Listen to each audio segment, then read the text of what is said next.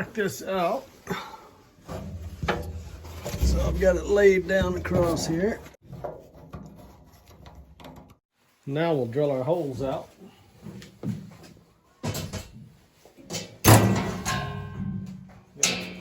Quarter-inch drill bit for the quarter-inch rivets.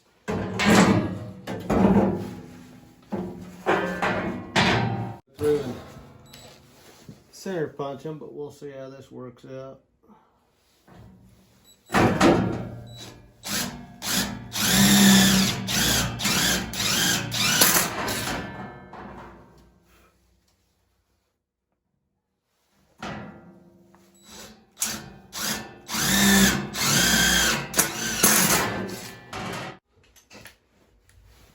Now we'll come back through and deburr them.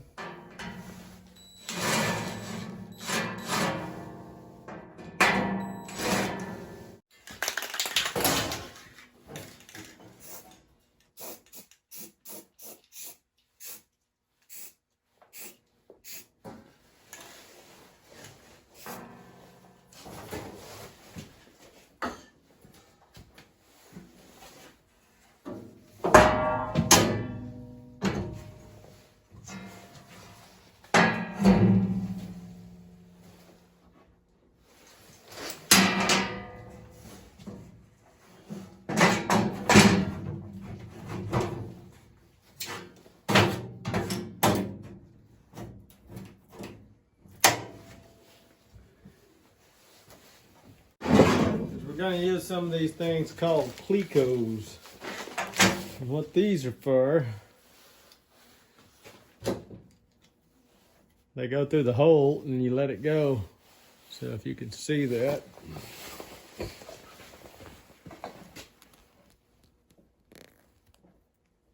So you'll push that through the hole, and when you let it go down, it'll spread out and it'll grab. So Clecos. Find one of them that lines up. I think they're probably close enough.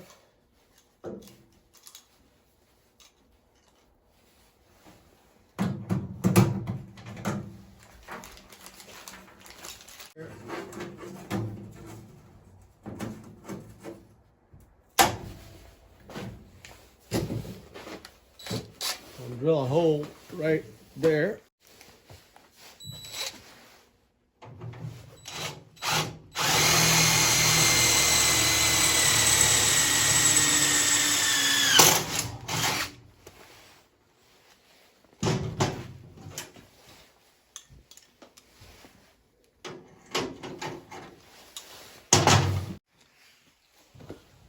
So I'll just do this in another spot or two to make sure we're hanging out in the right place.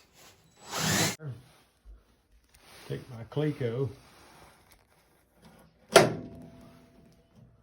when you let go of it, it expands. I'm drying this out right now.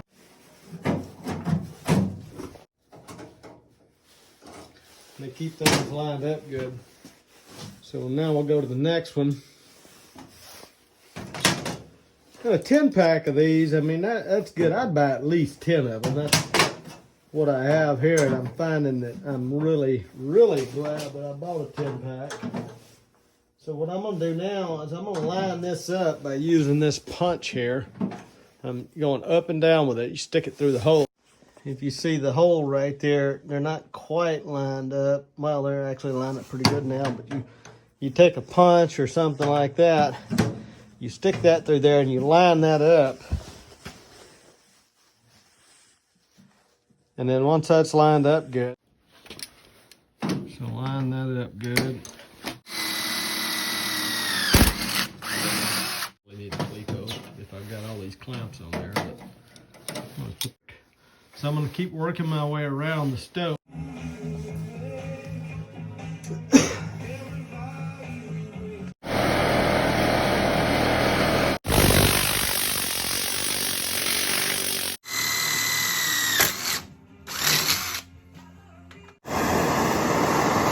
Because our rivets it's not really hot like I would like it to be.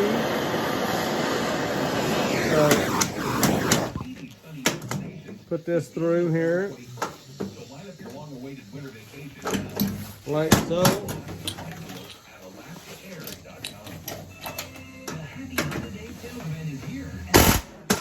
Give that.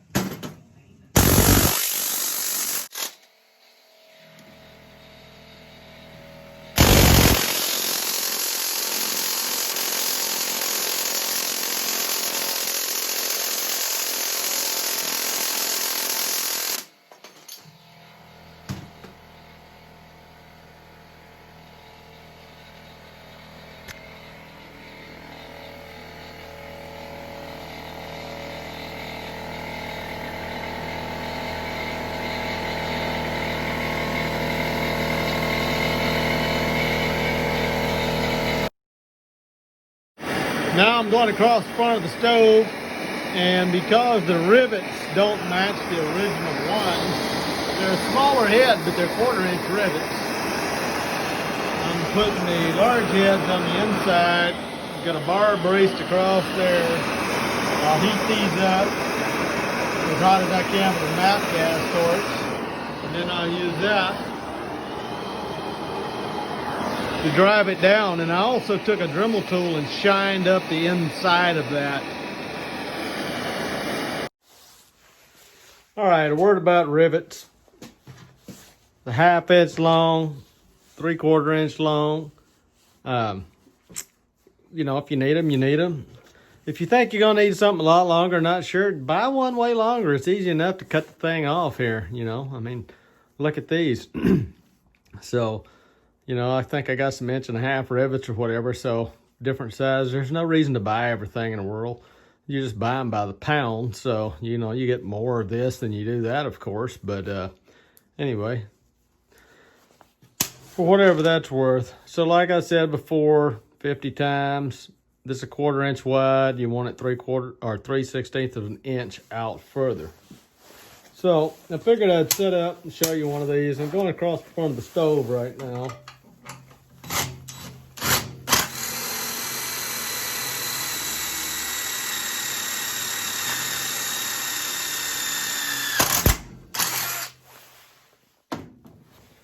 So you drill your hole,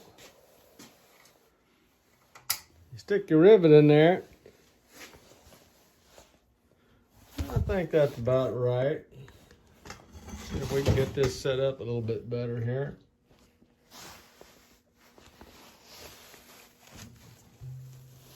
Yeah, there you go.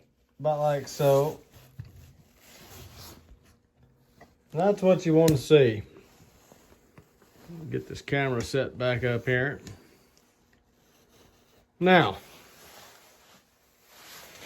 these are steel rivets, so I figured I'd show you all the way through the one iteration of this.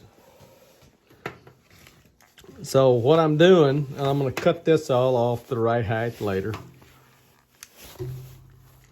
I got MAP gas. It's the yellow cans, right?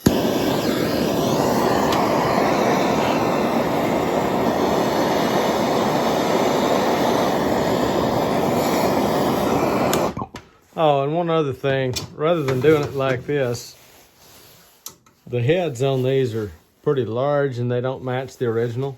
So I'm sticking them the other way.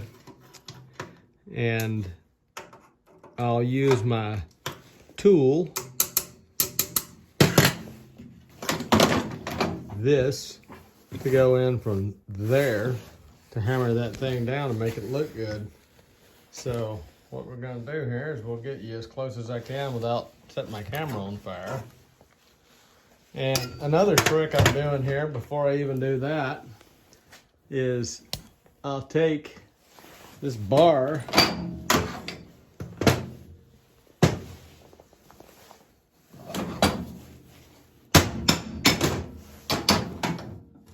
and I'm putting it like that. And then I'm going to take this other end here .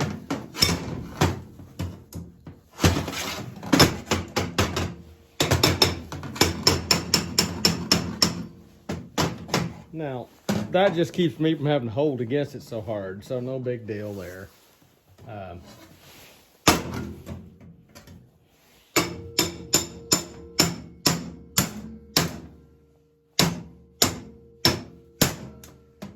just something that pushes against it real good, because when I put the torch or the impact up to it, I don't want anything, you know, I need a lot of force. I need more force pushing towards this tool than this tool hammers away. So you know, the bigger piece of steel, the better here. So we'll go ahead and heat her up.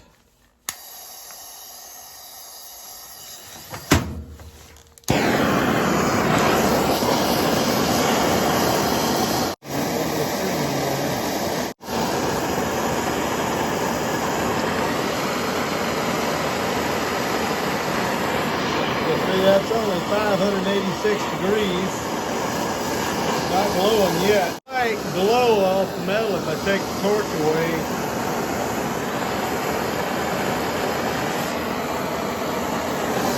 And supposedly, that's 759 degrees. I don't know. Anyway, it's a big heat sink here, so all this stuff is heating up different. You'll notice this cast stuff right here, it'll start glowing before that rivet will. That rivet's just starting to glow now. So if I take that off and I hit that rivet with a laser, it says 714. I don't believe that for a minute, because if you have reflected surfaces, your infrared thermometers and things, a lot of times they won't really measure real accurate. But earlier it was like 900 and something. It's like, okay, whatever.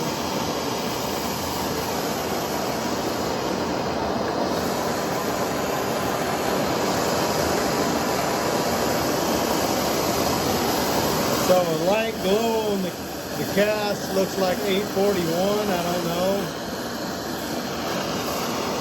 Like I said, I haven't looked it up. I don't know that I believe that.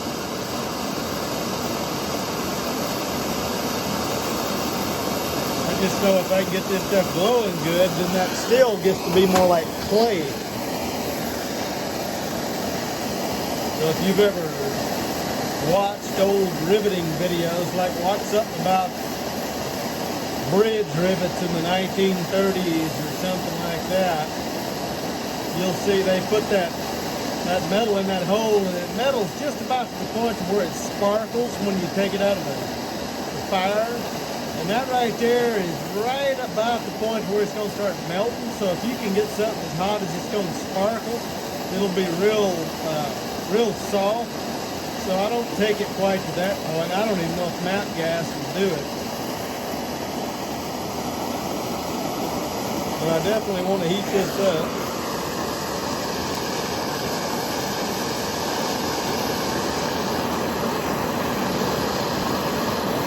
So if we get it right there to that V, we'll see how that goes.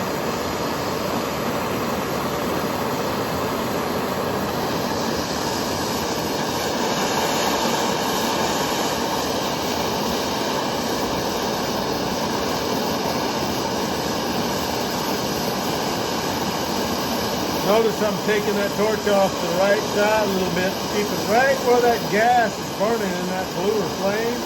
That's going to be hotter. That's starting to turn red, but if I put it in the middle. Okay, it's the rivet's starting to glow.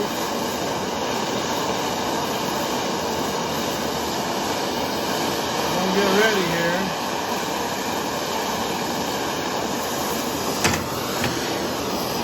Check the temperature just for you.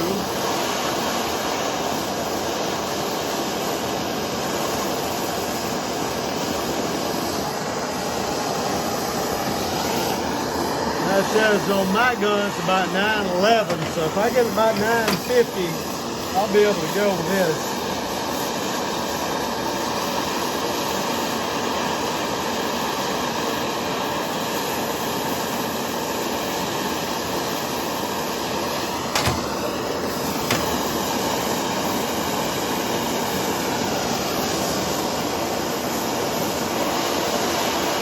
About where I want it, maybe a little bit more.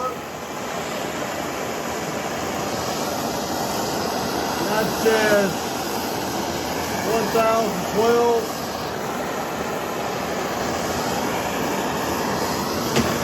Can't trust that thing. So I basically want that thing getting about a cherry red. So if you're colorblind, I guess you take it away and it looks kind of bright. Don't have to be super bright, but kind of bright. If you're colorblind, which I'm not, but you'll be able to see the difference. You see the embers. They're kind of really bright embers right around the next to them. So watch the rivet. So around the leading edges of it, where the corners are on the rivet, see how it's getting really bright there and the rest of it's kind of dull. So that's getting up there. Now I'm going to do it.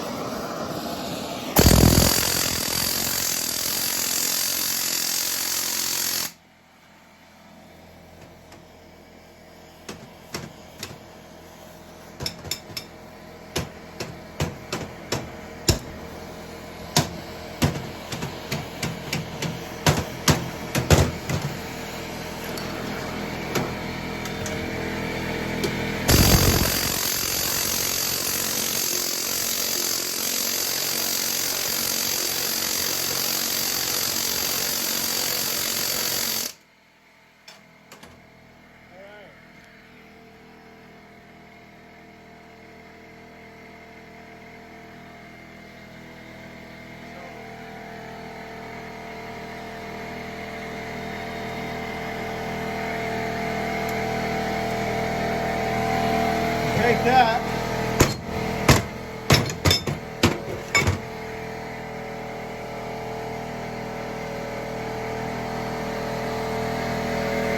There you go. What I was saying earlier is I kind of shine that up with my Dremel tool. So now we'll just go to the next one and keep going down. See up here in this fixture. What we're gonna do here, just like I promised before, once we're done with all this, we're gonna cut that excess metal.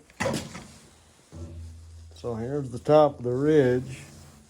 We're gonna cut that off.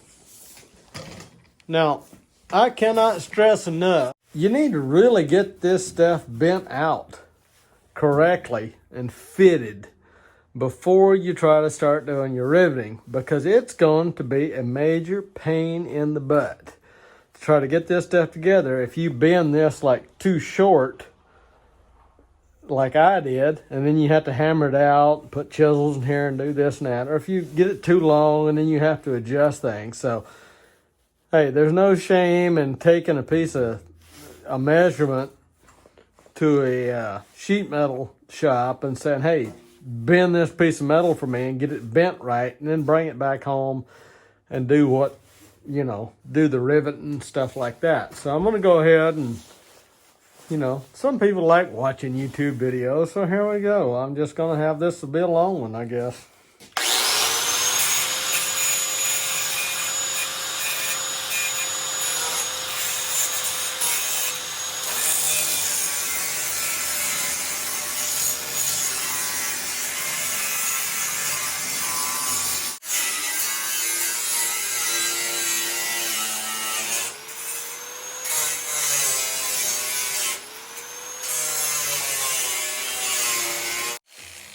So what I'm going to do is I'm going to stick a straight edge up here, because evidently something's not straight.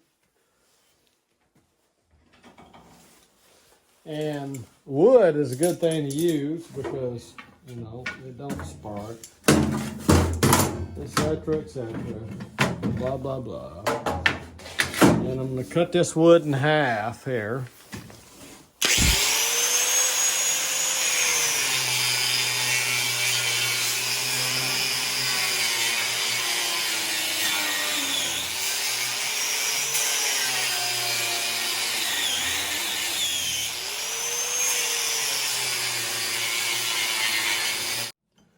So I'm gonna kind of level that up.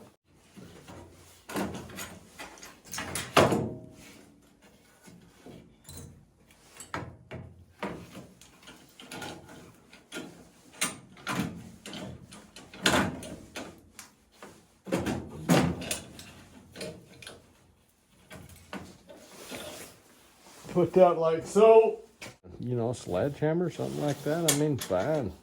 It's just weight, and you can pound on something.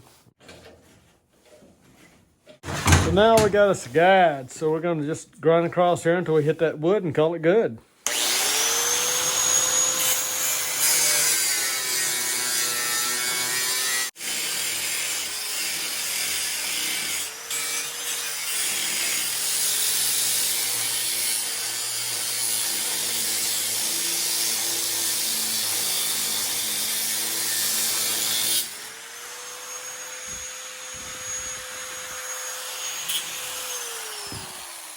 All right, so what we can do now is we can either continue going with this, which these cut-off blades are made to only have force applied to the side of the blade, not to the face of the blade.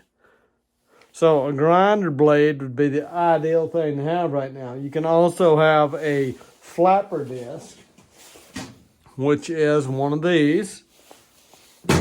So let's try this. Unplug your tool first. And this right here locks the chuck or the spindle or whatever. Now you don't need to kill it when you put these blades in and out. So this right here, you just gotta make sure you get the right attachment. So what you need to do, you get a grinder or whatever, you need to read your information that comes with that tool and do exactly what they tell you to.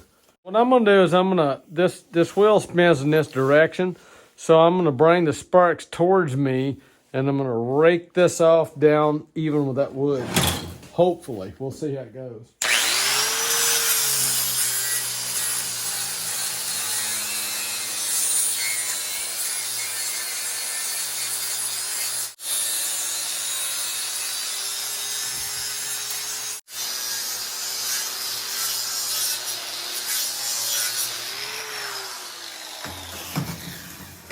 All right, so finally, get this off here.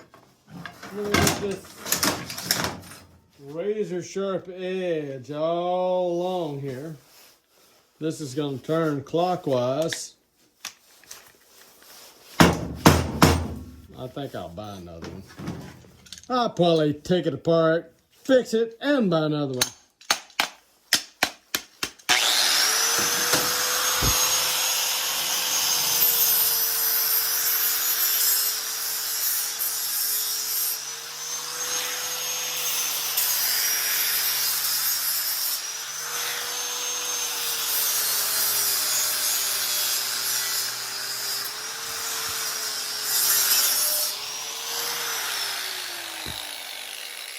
Now, did you see how I put the sparks up this way and that way? It's because it was away from the stovetop, and then I get them smooth. And that way, you don't have something peeling wood shavings off your floor. And you should never move something like this around on the floor. Next thing we're going to do is we're going to acetone this thing. We'll sand it up a little bit. Get all the grease and stuff off of it, or maybe get some grease and wax remover on there from the truck paint and stuff, and then we'll paint this real good inside the bottom. I took and put the grease and wax remover on there, and I'm trying to get this thing to pump again because I'm gonna put some hydrochloric acid on here. There we go. I'm gonna hyperventilate and hold my breath.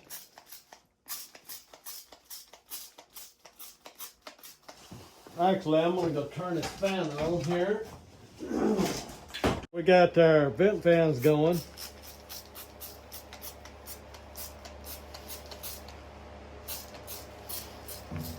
We're going to put our hydrochloric acid on here.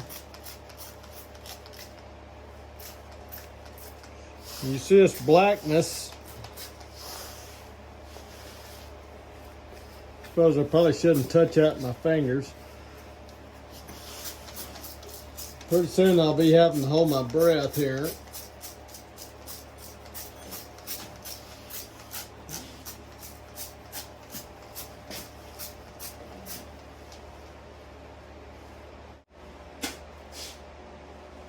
But you can see, hopefully, how silver the metal over here gets. And this is turning colors. It's got rust on it and stuff like that.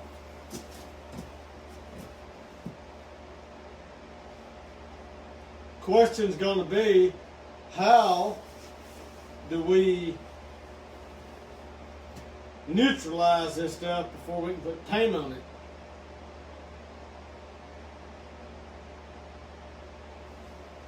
Well, I can use baking soda and water.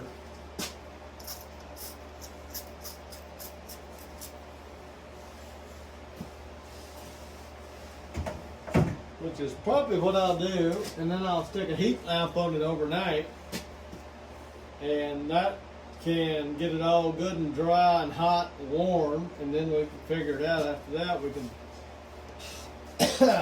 gotta back up. Then we'll be able to sand it and paint it, stuff like that. So here's the finished product. I'll be flipping it over, working my way around and painting the sides, and eventually I'll be working into the nickel stuff. So this is the factory, or the factory heads on the ones I ordered. And then that's what they look like when you use your pneumatic tool on them. So on the front side of it, I went around. This has got to be all fixed up, but I should have flipped these around. You can see these are bigger than the other one, but down on the bottom it'll be all right. But anyway, this is the one of these two I was doing in the video, and you can see they match the factory stuff pretty good there. But anyway, so now this is all together and dry, so I don't know when I'll get to the next video. I've got a lot of irons in the fire, but we're ready to flip it up and be starting to paint after this. The bottom's done.